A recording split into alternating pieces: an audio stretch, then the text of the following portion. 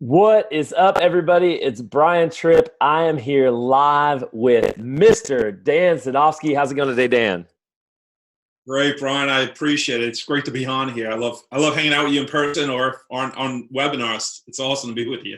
Yeah, man, I'm excited to dig into this. We've been doing our weekly webinars with our panelists and wanted to start kind of getting people on individually throughout the week, getting ready for the Saturday webinar, which is tomorrow night. I'm going to plug that a little bit.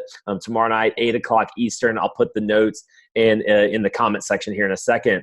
But one of the questions that we got on our panel last week, it was actually, we got this question numerous times. There were follow-up questions. It was like, how do we raise private money? How do we do it? What do we say? All these different things. So I want to ask you about all that, Dan, on the show, because you've raised tons of millions, if not millions and millions and millions of dollars in private money. You teach other people how to do it. So I want to get to that.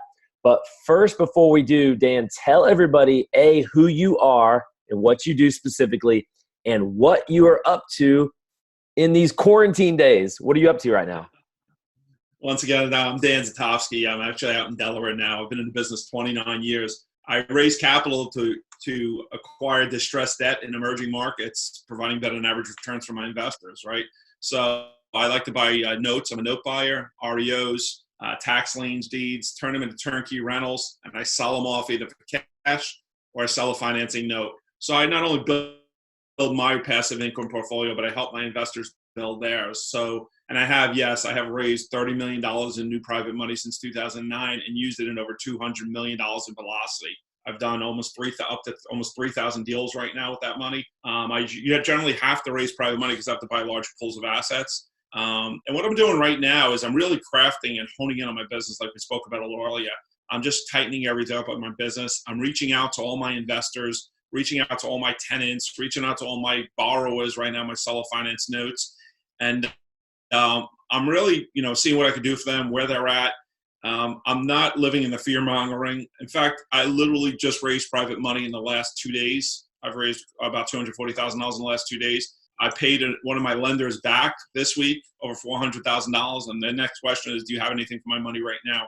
So we could talk a little bit about how to raise private money, but you guys, where it's hard right now, where you're going to see the problem is the hard money lenders and the banks. It's not impossible, but that's where you're going to see the problem. The issue is in 2007, 8, 9, like I said, I've been through a couple market cycles. I was in the worst crash of history. And the problem I had is in 2009, I had 8 deals. I was a fix and flipper back then. I had 8 deals that were ready to go on the retail side to close. The bank shut down. All those deals didn't fund. I had 3 deals I was purchasing, right? So I was in contract. I had earnest money deposit. I lost all 3 deals because they were hard money. And I swore at that time, I swore to myself and my wife and my family, I'll never, ever let a hard money lender or a bank control my business again. And I put my head down. Guys, this is 2009 all over again. I put my head down. And I said, what do I have to do right now? Otherwise, I got to go get a job because this is not a business. When somebody else controls your life, it's not a business. Mm-hmm. So I actually put my head down at that point and I figured out how I'm going to raise private money without ever asking for money. And I'll tell you that we don't ever ask for money. We just show opportunities and people ask to be part of our deals. And we can go a little bit more into that. I'm sure you have some questions, but yeah, that's pretty much what I'm doing right now is I'm really crafting my business, speaking to my students, speaking to my investors, and helping everybody out. Yeah, Dan, before we get into the private money stuff, dig into that, what you just said a little bit more. What are you saying specifically, especially to tenants? First of all, tell everybody kind of your business model a little bit, or your core business model as it comes to real estate, and what your tenant buyers, what are you saying to them, and what kind of success are you having collecting, your rent payments for April? Great question. My business model is, like I said, I buy properties in emerging markets, generally class B plus to C plus, blue to white collar areas, single family homes. I sold all my multifamilies off. I'm out of multis. I have 800 doors. In 2019, I got rid of my last 3 multis. I don't own any multis. I have a portfolio of over 600 doors, single family rentals. 2/3 of them are seller finance to investors. Okay. 1/3 I actually own in my portfolio. So 226 in my portfolio. That I deal with tenants. So in those I deal with tenants. My wife personally manages the tenants where we live, 64 of those properties where we live. Mm-hmm. The rest of them are handled by property management companies. So we speak to the property management companies, and same thing, we tell our tenants. But here's what we did. When this first happened, we sat down and our team internally, we came up with a plan and we said, what can we do? What's going to happen? The first thing is we're not over leveraged. Okay. So we learned that lesson. We've never over leveraged. We owe very little debt personally and in our business, right? We've taken a lot of our money and paid down our debt. So we started off with a Robert Kiyosaki trend, right? Leverage, leverage, leverage. Then we kind of became this Dave Ramsey, paid everything down. And we took a lot of heat for that. People were yelling at us, you're leaving equity in your properties. And listen, I'll fight that any day of the week because we're in a situation now where we don't have as bad of a problem. But let's talk about the people that did leverage. We had a plan. Our plan was, one, is to reach out to all tenants. Okay. One is, the first thing was be empathetic, right? Be empathetic. These people are going through hard times right now. A lot of people are one paycheck away from devastation. They don't have money in the bank. They have a ton of credit card debt. So be empathetic. I understand we also have the ability to be empathetic because maybe we don't know a lot on these properties, but we still owe, right? So being empathetic, I can't tell you how much that helped us. This is not some la-la thing. People, we do feel like our tenants are our family. We don't call them tenants, we call them residents. And we reached out to every one of them, not saying, can you pay rent? We asked them, are you okay? How's your family? Do you need anything? We're here for you. We didn't talk about rent at all. Every one of them thanked us. Even the people out of work thanked us, and they said they're going to do everything possible to pay rent. We then responded and said, talk to us. If you have an issue, talk to us. We're here to help. Okay. We also went out and we found resources for them. There's, in Delaware, they have Delaware State Housing, which actually has a $1,500 grant per family to go to your landlord or your mortgage company. So we did that. We also found out all the jobs in the local area that are hiring, right? So we had a list of those. We gave those out to our tenants. We also came out with an internal plan that we didn't talk to our tenants about, but we said if a tenant can't afford to pay, what we need to do is ask them how much they could afford. So if rent is $1,000 a month, let's take, and they could only afford $500. We said, okay, we'll take the $500 for April and May and June. And if it's $1,500 that they're in arrears, we'll work at a payment plan with them. Okay. We also said if tenants can't even afford to pay that, we're going to go back to them and say, don't worry about making the payment, all right, for April and May, because we're able to do that. Now, if you're not able to do that, you can come up with another plan. You have to talk internally and see what you could do. You got it. Here's the thing. We learned a long time ago to stop chasing money and start chasing relationships. And that's changed our business. I mean, if you read my book, Pass It to Prosperous, it talked about how I used to chase money. I was money motivated. And I know people say, yeah, that's a bunch of crap. No, that's the way I live my life. If I'm chasing money, I always make a mistake. In fact, I spoke to my mentor and it was the same thing. Every time I chase money, I screw it up and it goes wrong. So I chase the relationship and I truly care about these people.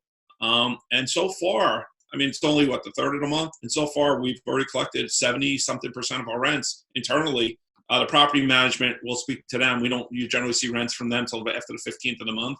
But I spoke to them. So far, they said all the tenants, everything has been good for us. And I think it's also because we key in on tenants coming in at certain jobs, right? So you got to look at the employment they have. A lot of them are still working right now. We have a lot of healthcare professionals, a lot of nurses right now, a lot of IT people to work from home.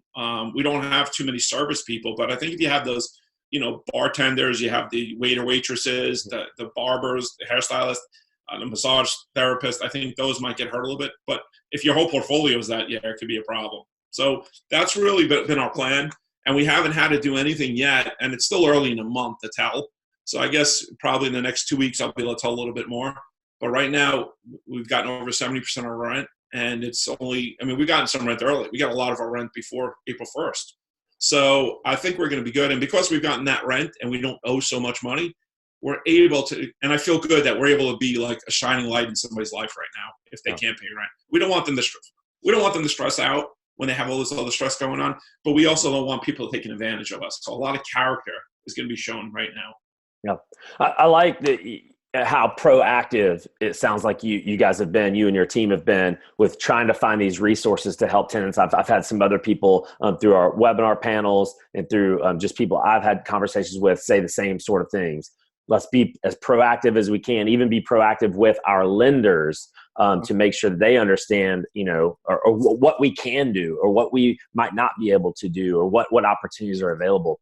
Dan, I do want to ask you though, it seems kind of across the board what I'm hearing so far, at least what I'm hearing, not maybe published reports actually say differently, but what I'm hearing from people is right now, April rents, it's kind of business as usual.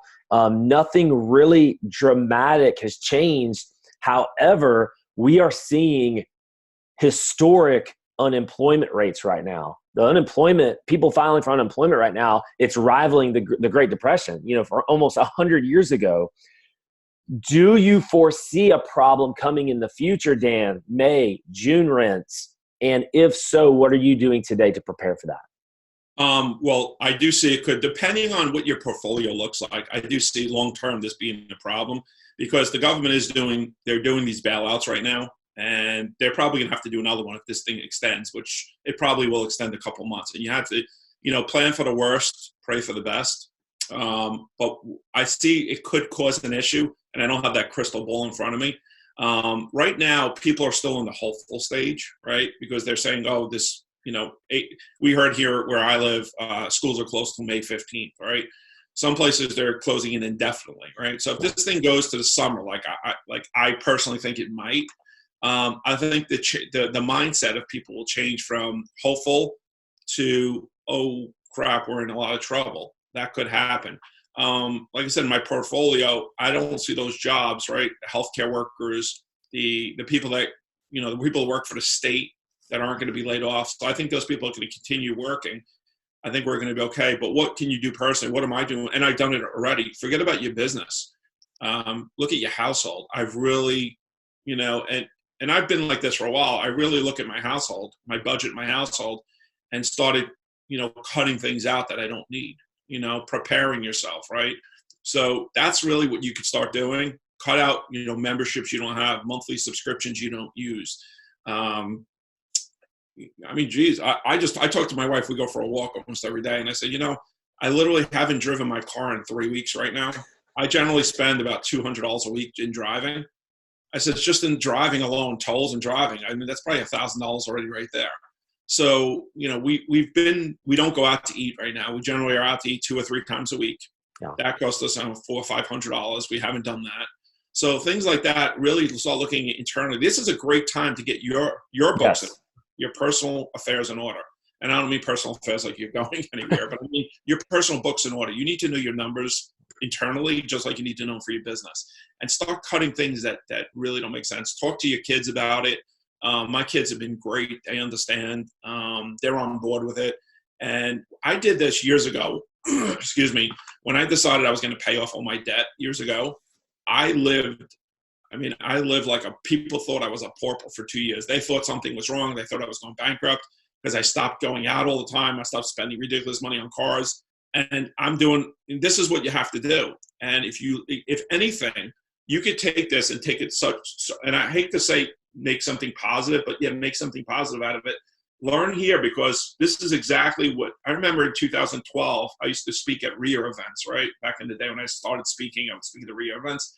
And people all I would hear is, oh man, I wish I used to invest back in 2009. I wish I knew this back in, guys, this is 2009 all over again, right? Get your affairs in order, have your cash ready, speak to your investors, be ready to move on deals that come through, and get your household in order as far as your expenses. Because if you limit your expenses, well, then you're not living in a fear, you're not living in scarcity, you're not chasing money because you have to pay those bills. And that's really what I'm doing right now internally. I'm doing it all over again. Dan, I want to ask you, I know I asked you about your business model. I want to kind of understand it a little bit more as far as the owner financing piece of it. Just because there are a lot of people, well, really the question is this: do you think that you're not having as big of a problem, you may not have as big of a problem because a lot of your properties are seller finance as opposed to just straight rentals? Do you think that that's going to come into play possibly in the future? Well, that's just another level down. I think I could have if I was going to have a problem, I could have the same problem, because my properties that are seller financed are seller financed. There's only one property that's owner occupied. Every other property is seller financed to investors. Right? Okay. So investors now have tenants in those properties. So if those tenants don't pay the investors, those investors will then in turn have a problem paying me. I don't foresee a problem. The reason why is our investors that we sell the finance, we do take a down payment. We take 30% down or $20,000, whichever is greater. And we deal with people that's not their last dollar. We don't put somebody in a deal that it's their last dollar. So they have reserves. A lot of them have IRAs, 401ks. And now you're able to take out an IRA up to $100,000 for 3 years, as long as you pay that back. There's no penalties or early withdrawals or anything like that. So there's options out there. You just got to learn the options. So I don't think I'll have a problem, but it's one layer down. It's, I'm not dealing with the tenant, I'm dealing with the borrower. Right. Got you. Guys, again, Saturday night, tomorrow night, our webinar, we're going to have 5 great panelists on the show. I'm going to actually put that link in the comments right now. By the way, also, if you have a question for Dan, put it in the comments right now, because we're going to get to some questions. Dan, I want to start talking to you about private money. You just said a second ago that hard money, there was an issue for you in 2008, 2009. First of all, explain the difference.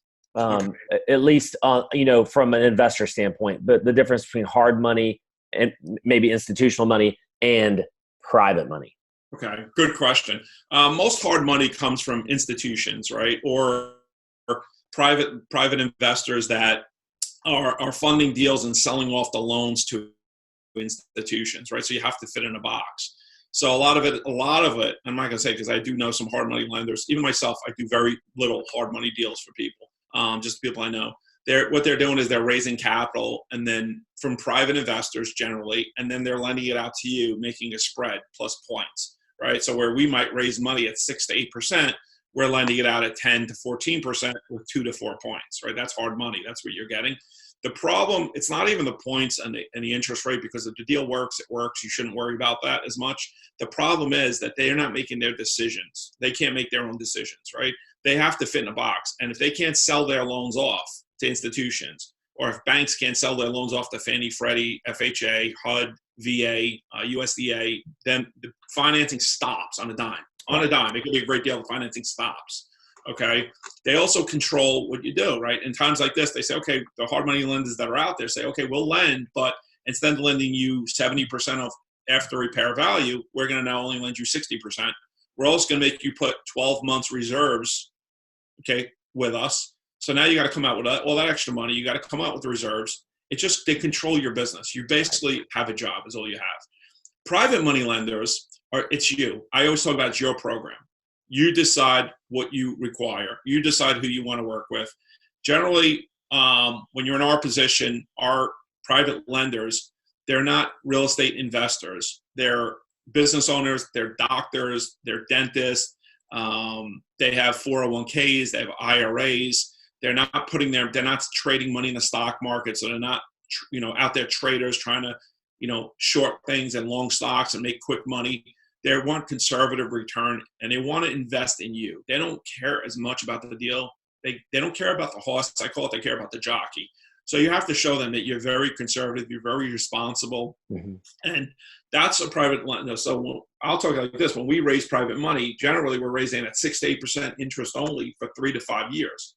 Now, we never really hold the money for 3 to 5 years. But let me explain to you, in a situation like this, we like paying our lenders back right away for multiple reasons. One is we want them to have their money back, God forbid anything ever happens.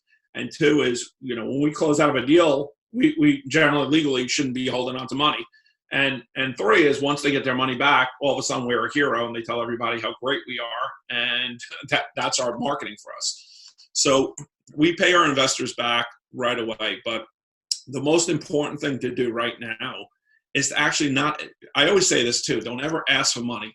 This is a time where you could really sit down and you could just put together content, send out to your list, send out what you're doing, how you're handling the business right now, make them feel comfortable, even if they're not investing in you.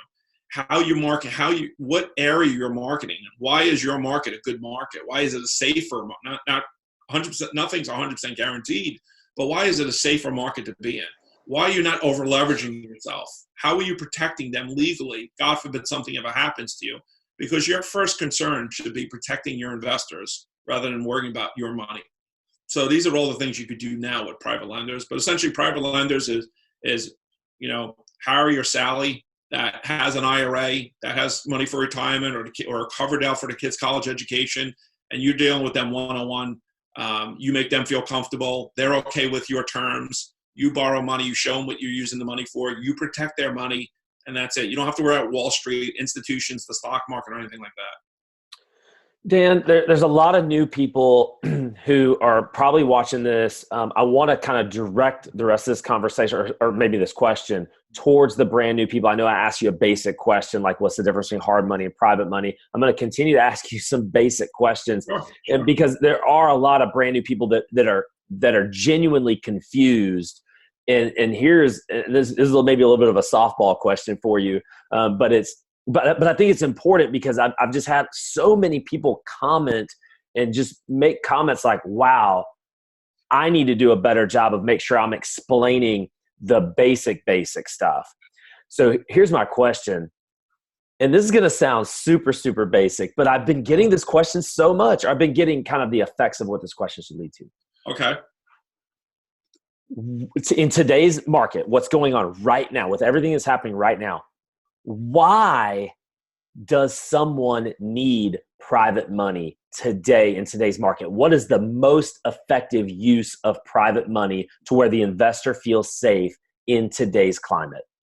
Well, you're backed by a hard asset. You're backed by real estate, right? In history, real estate's never gone down to zero.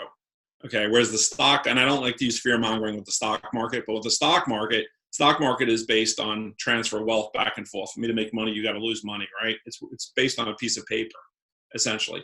So private money is backed by real estate. If you can wait it out, real estate always has its cycles where it goes up and down, right?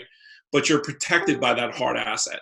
Private money today is so important because we're going to see a flood of properties come available here over the next few months, that if you have private money, you're going to set yourself up for the rest of your life with the amount of business you can do without waiting on permission from a hard money lender or a bank to actually close on those deals. You're actually going to score because there's a lot of people, especially wholesalers right now, that went into deals overvalued, and they're not going to be able to close on those. And sellers are going to have situations where they lose their jobs. They have other situations where they need to close on these deals. And with private money, you can close like this. You have cash, you have a great deal, and you can move, and you're not nothing bases it on what Wall Street is doing. Nothing's based on what the banks are doing. Nothing's based on fitting in a box. You don't even have to have your own money. And if you're new, I get this question a lot, and you might get it a lot too. It's like, well, I don't have any experience. And you do. You do have experience because you should have done your due diligence. You should know why you're investing in that market if you're going to go to somebody for money. So you should have done your due diligence. You should have a team in place, which is your realtors, your contractors, your property managers, your project managers. And if you don't have that experience, you feel like, well, I haven't done a deal. Well, you do, because you're on this network. And REI Live, I mean, there's mentorship. There's a ton of people that have done deals in your local market. And I tell people, get a mentor. And if you can't afford a mentor, bring a tremendous amount of value to that mentor and say, listen, Mr. or Mrs. Mentor, I don't have the money to pay you, but I'm going to go out and I'm going to bust my butt right now in this market right now. I'm going to bust my butt because you can do it right now. I just locked up 2 deals. You can go out, bring value. I'm going to go find a deal. I'm going to go find the money. Would you be my mentor and help me take this deal to the end? You don't even have to pay me. Okay. Build a rapport, and I'm guaranteeing that mentor will pay you. Yeah. Okay. Once the deal's done. But Brian, how many people in your group would work with somebody if they said, hey, I'm going to bring you a deal. I'm going to bring the money. I just need you to show me how to do it. Yep. I literally just wholesaled a deal 2 weeks ago now where brand new person, never done a deal before, brought me a great deal. Just laid it in my lap. And I'm like, awesome. He's like, I don't know what to do with this. I don't know how to, I know it's a great deal, but I don't know what to do. I'm like, okay, I'll take it across the finish line. We'll split it 50-50. That's awesome. But guys, I didn't have this opportunity in 2000.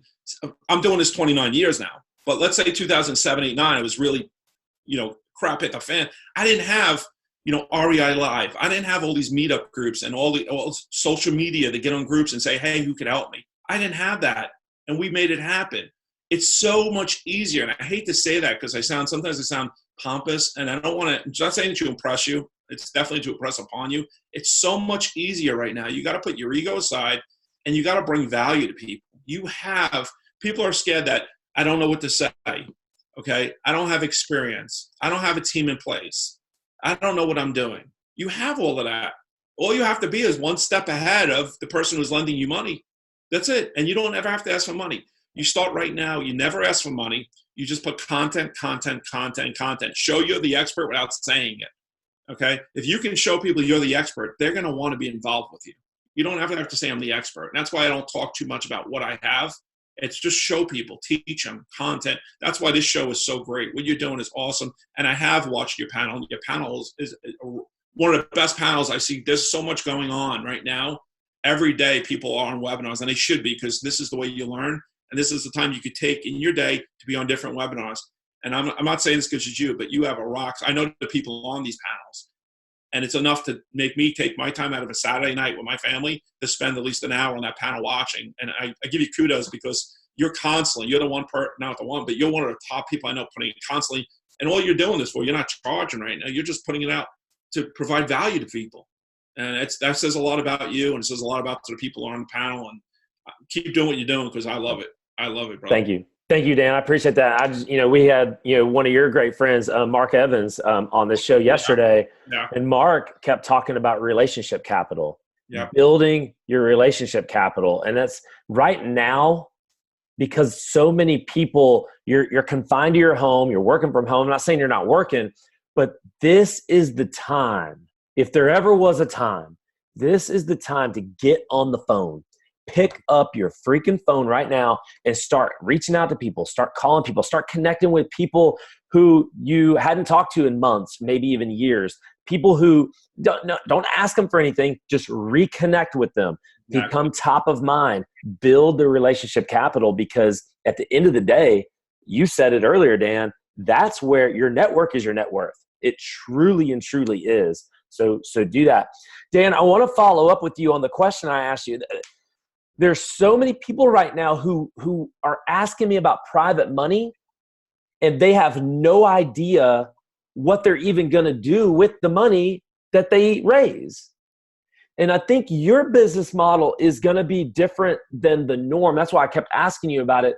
Typically when, the people that I'm around, they're borrowing private money to maybe do a fix and flip, and they turn that money in 6 months. Your model is a little bit different, because you hold the money for a little bit long, use the money for a little bit longer. Talk about that brand new person again, Dan, with that context, knowing that they may not even know what to do. They don't even know why they're raising the money. Well, they know they're in the business. That's a good question. They know they're in the business because they want to find deals. Well, I'll tell you this. With the money, they're right now, and I can't preface this further, and I know you guys haven't been, not you, but a lot of people haven't been around as long, but you're going to see right now what I would do is I would go after, if you've been in the market at all and you've gotten beaten out on deals from other wholesalers, sellers asking for more money. I told my internal team, I said, start calling these leads from the most recent leads back to the longest, right? I know you know Christina Krause, she's somebody I partner with here in this area, and we talk and we do deals here. And I said the same thing. I said, we need to do that. I said, because people are not closing. And I'll tell you that because I've had sellers call me up direct and say, can't help, we're in trouble. The person didn't close. Are you able to close? People are retrading, changing values. So you need to do both. You need to look for deals, okay? And the deals are going to be plentiful. I could tell you that right now. I'm not saying you go out and raise money and take $100,000 today from somebody if they're ready. You need to build a relationship. And the relationship, I always tell people, if you don't know the person, is at least 30 to 45 days and probably at least three contacts with them, okay? That meets SEC guidelines as well, but it also makes you comfortable with the person. It's like dating. You don't want to jump into a marriage without dating them. So there are deals out there, okay? There are plenty of deals out there. What I do is I deal direct with the banks, the asset managers, and even in that, I'm already seeing a ton of business crossing my desk on that side. And the asset managers are all telling us, get ready, because we're going to see a flood of deals coming through. Because here's what's happening. People that aren't paying their mortgages, this deferment, that's going to create a nightmare in 90 days, right? They're telling people you don't have to pay your mortgage for 3 months. And if they don't put that on the back of the loan, so you don't pay $2,000 a month for 3 months, and then come 90 days, you owe all $6,000 plus your next $2,000, people aren't going to have that money. So there's going to be a huge amount of distressed assets out there. Sellers are losing their jobs, unfortunately. They're going to have to sell their homes. And if you can't get hard money lending or bank financing, you better have private money so you can close on those deals. Now, I don't say take advantage of people, but I've been hearing people, and I asked this question, I said, how are you adjusting your bids now? And, the ARVs that people were looking at in the past, they're dropping those automatically by 20% now. So people are now offering, let's say instead of 70% minus rehab, they're jumping down to 50% minus rehab. So there are deals out there, guys. You just have to be, talking about getting deals. I mean, you guys teach that great, how to go out and find deals, how to market for deals. Now is the best time in the world to find deals. But if you don't have money, you can't close on those deals. Yeah. So deals are out there. I mean, there's going to be more deals in the next quarter, the next 2 quarters. I'm talking about the next 2 quarters. See, what happened in 2009, it didn't really end until from 2009, the market didn't really come all the way back till 2012. What I think I'm going to, and I'm not the Houdini and I don't have a crystal ball, but I'm going to still give my opinion. What I think is going to happen is 3rd and 4th quarter is going to be a buying frenzy. There's going to be a bloodbath in the street of people selling, okay? Because all that was going on. We're going to see all those unethical wholesalers, not the good ones, but the unethical ones, out of the business. We're going to see the people that were unethical, that didn't look out for a seller, that just put a house on the contract, not caring if they can close or not, just throwing it out, seeing what happens. Those people are going to be out of business. We have the great investors that are out there that are sitting on the sidelines ready to jump back in because they see what's coming. And I talk to them all the time.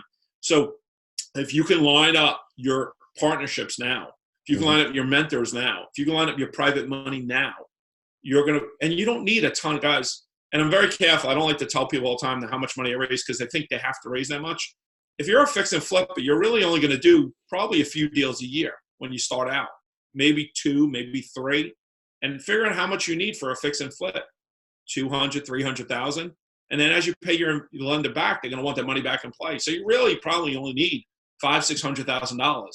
It could take 1, 2 lenders, maybe 3.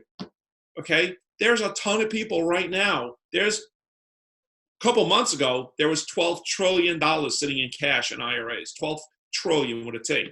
What do you think sitting right now? What's people don't want to? I'm not talking about the people that are trading stocks. Right now, they're infusing their money in the stock market and trading. I'm talking about people that are conservative, that have their money in a self-directed IRA, that aren't trading. They want to protect their retirement. They want to protect their kids' college education. Those are the people you want to work with, the business owners, right, that have this money. Teach people how to pay. If you become smart and you become an educator, I teach people how to pay their children if they're business owners, tax-free, under $12,000 a year and less. Tax-free if you're a business owner, you can pay each kid. Well, how do you get your kid into a real estate deal? Now, right? 2009, now. That when they go to college in 5, 6, 7 years, those 2009 prices are now 2014 prices. That'll pay your kids' college education. You got to be smart. You can't just do what everyone else does. So get out there, start teaching people how to do that. Get in touch with business owners. I teach my students, I said, listen, let's go to the local chamber of commerce in your area. Let's pull it up, and you could all do this. Let's find all the business owners. Okay, it gives you all their names. It gives you most of their emails. And you can even skip trace and see where they live, and you could start sending mail to their house.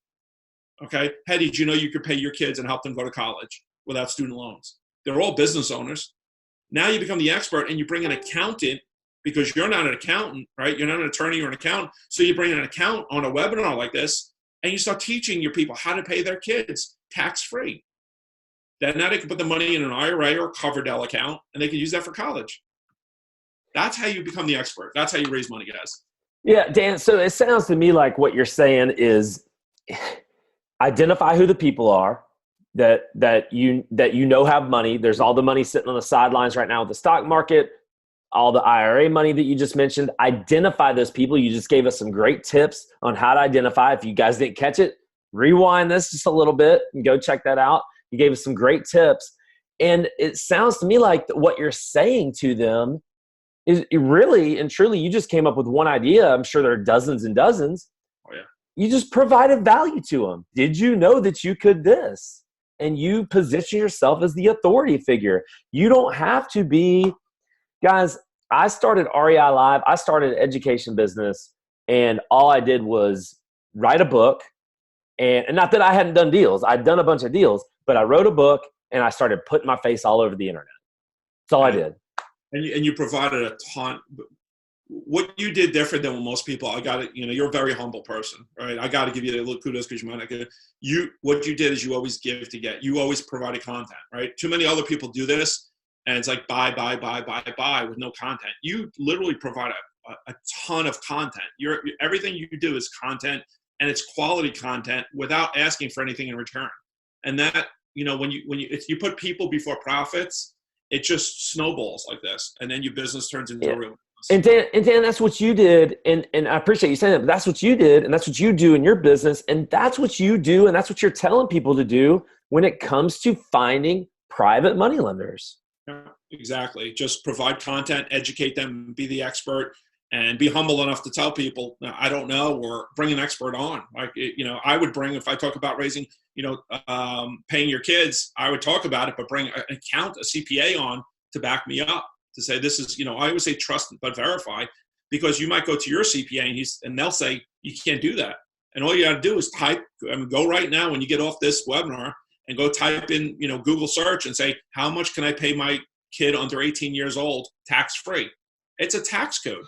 There's a tax code for it. You read it. Educate yourself. That's the difference. Is what I'm seeing now is a lot of people don't want to truly educate themselves. They want to get rich quick. They want that. Lose 100 pounds in 30 days with a pill. Educate yourself, guys. There's so much information out there.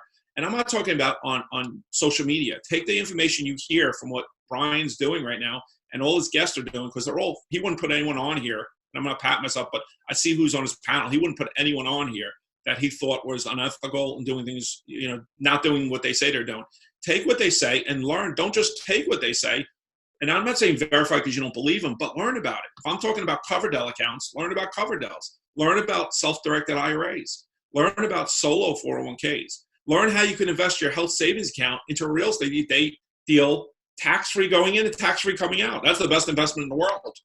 Learn about that stuff. Learn about how to pay your kids, because if you do that, now you become the expert. You have all this content, and you never say, give me your money, fund my deal. You say, do you know you can do this? And if you're the expert, who do you think they're going to want to partner with? What if you just did something so simple as to have you noticed what I'm doing today? What am I doing? All the content I put out, is it me being the expert? I bring on the expert. What if you went and interviewed your CPA? What if you went and interviewed the actual expert and kept putting that out on a weekly show? Send it to an email list that you started developing. All these little things, like Dan just said, the money's going to come to you. You don't have to ask for it. That's what I've built. That's what REI Live is built on. Is that premise? You don't have to be the expert. You can bring other people. Now you have to be knowledgeable, and there is no better time than right now. Do the work. I'm sorry, I'm on a soapbox, Dan. Love it. I love it. There are people right now that will not stop, and I have to block them. I have to get or say, show me less of this person, or whatever it is on Facebook and Instagram. It's, what new shows should I watch on Netflix? I need a new show to watch. I'm bored. Anyone else bored? I'm doing that. If you want to get ahead in this business, then put in the work. And now for a lot of you, it seems like now is the time to put in the work. If you're watching this right now, this is a part of that. Now do what Dan just said and go out there and really and truly dive deep and educate yourself. Find the experts, interview the experts, get on the phone with them. CPAs, lawyers right now, a lot of them, I'm not saying they're out of work, but they've got a lot of free time on their hands. They are willing to do interviews with you right now more so than they ever would. Guys that I reach out to for interviews on this show, they don't have time for this show, but now they do, because maybe they got a little bit more free time right now. So I'm reaching out to some really big names right now, and they're saying yes. So these are all great ideas that Dan has given you guys to further become the expert, the authority figure that people are going to come to and help you raise private money. Dan, how can people get a hold of you? You mentioned you have coaching students. You've got an incredible private Facebook group. Give us some information on how we can get access to that and how we can learn more about you. Great. I appreciate that. Our private Facebook group has become a real estate investor with Dan Zitofsky. So if you jump in there, it's just 3 questions. Answer those 3 questions, you'll get in. We don't sell your names or anything like that. We just want to see what your biggest hurdle is, because that's how we put content out there in our group. You could also grab our book, Passive to Prosperous. The book's right here. I would love you to read that book, because it's going to talk about my why and my how in there. And if you have any questions, just ask them in the group, and we're happy to answer them.